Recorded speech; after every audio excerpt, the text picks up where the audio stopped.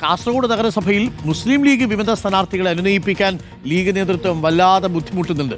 എന്നെ നെല്ലിക്കുന്ന MLA നേതൃത്വത്തിൽ തിരക്കിട്ട ചർച്ചകൾ നടക്കുകയാണ്. ലീഗ് ശക്തി കേന്ദ്രമായ 4 വാർഡുകളിലാണ് വിമതർ രംഗത്തുള്ളത്. കാഞ്ഞങ്ങാട് നഗരസഭയിൽ CPM സ്ഥിരസമിതി അധ്യക്ഷനെയാണ് CPM-നെതിരെ മത്സര രംഗത്ത് ഉള്ളത്.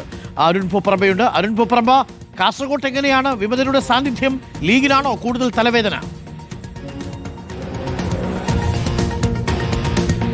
അരുൺകുമാർ, ജില്ലയിൽ UDF ഭരിക്കുന്ന ഏക നഗരസഭയാണ് കാസർഗോഡ്. കഴിഞ്ഞ തവണ 38 സീറ്റുകളിൽ 21 UDF ആണ് വിജയിച്ചത്. അതിൽ കൂടുതൽ സീറ്റുകളും വിജയിച്ചത് മുസ്ലിം ലീഗാണ്.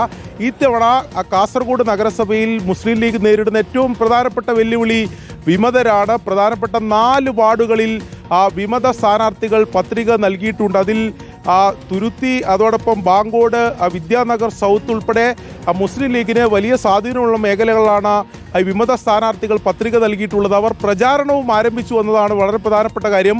അങ്ങനെ അവർ മുന്നോട്ട് പോയി കഴിഞ്ഞാൽ നഗരസഭയുടെ ഭരണം തന്നെ നഷ്ടമാകുമെന്നൊരു സാഹചര്യത്തിലേക്ക് കാര്യങ്ങൾ പോകും. അതുകൊണ്ടാണ് തിരക്കിട്ട ചർച്ചകൾ, അനുനയ നീക്കങ്ങളൊക്കെ ജില്ലയിലെ പ്രധാനപ്പെട്ട നേതാക്കളുടെ നേതൃത്വത്തിൽ നടത്തിക്കൊണ്ടിരിക്കുന്നത്. എന്നെ നെല്ലിക്കുന്ന MLA തന്നെ നേരിട്ടിറങ്ങി ഈ വിമത സ്ഥാനാർത്ഥികളെയൊക്കെ കണ്ട് ചർച്ചകൾ ഇപ്പോഴും നടക്കുകയാണ്. പക്ഷേ അവർ ഇതുവരെ ഇത് പിൻവലിക്കാനുള്ള ഒരു തീരുമാനത്തിലേക്ക് പോയിട്ടില്ല എന്നതാണ് വളരെ പ്രധാനപ്പെട്ട കാര്യം.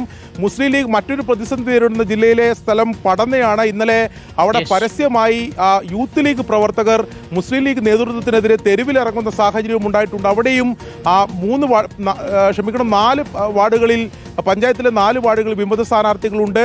പടന്ന ബ്ലോക്ക് പഞ്ചായത്ത് പടന്ന ഡിവിഷനിലും വിമത സ്ഥാനാർത്ഥികളുണ്ട്.